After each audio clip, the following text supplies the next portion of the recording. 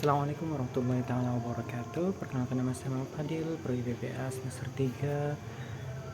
Pada video yang terakhir ini atau video yang keempat untuk review jurnal pada mata kuliah Akhlak Tasawuf. Langsung kepada jurnal yang pertama yang berjudul Tasawuf Falsafi, Konsep dan Tokoh. Pada jurnal ini membahas tasawuf falsafi yang menggabungkan unsur filsafat dengan spiritualitas. Tokoh-tokoh seperti Ibnu Arabi, Suhrawardi, dan Al-Hallaj dijelaskan sebagai pelopor paham wahdatul wujud dan iluminasi, fokusnya pada hubungan metafisis antara manusia dan Tuhan. Dan jurnal yang kedua, perbandingan tasawuf Sunni dan Syi'i. Pada jurnal ini menguraikan persamaan dan perbedaan tasawuf dalam dua tradisi besar. Tasawuf Sunni menekankan tazkiyah dan akhlak, sementara tasawuf Syi'i lebih menonjolkan wilayah dan hubungan spiritual dengan Ahlul Bait. Kemudian pada jurnal yang ketiga, makom dan ahwal dalam tasawuf klasik. Tulisan ini atau jurnal ini menjelaskan tahapan spiritual, makom sebagai usaha terus-menerus, dan ahwal sebagai karunia ilahi. Contoh makom, tobat, sabar, syukur. Contoh ahwal, cinta, rindu, khauf, raja. Kemudian pada jurnal keempat, fana dan ma'rifat dalam tradisi tasawuf. Pada jurnal ini menjelaskan konsep fana, melepaskan ego, dan ma'rifat, mengenal Allah secara batin. Penulis menekankan bahwa keduanya merupakan puncak perjalanan spiritual seorang sufi. Berlanjut pada jurnal yang kelima, etika sufi dalam pemikiran Ibnu Miskawai.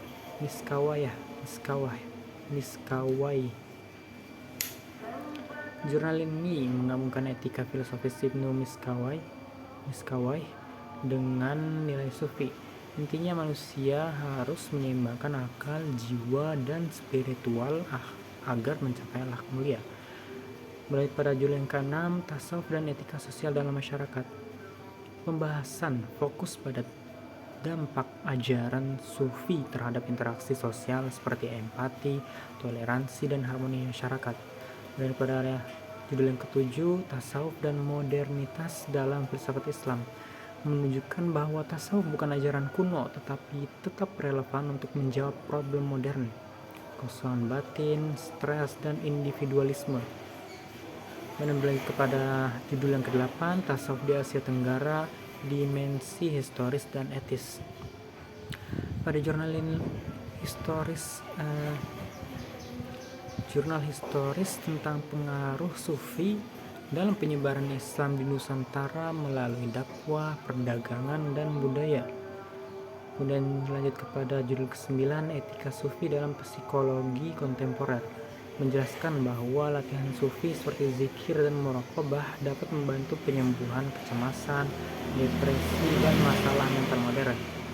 Dan kemudian yang terakhir, jurnal yang ke-10 yang berjudul Sufi Ethics in Classical and Contemporary Scholarship. Jurnal ini membahas kajian akademik tentang perkembangan etika sufi dari masa klasik hingga masa kini. Mungkin sekian review jurnal keempat saya. Kami undur diri. Assalamualaikum warahmatullahi wabarakatuh.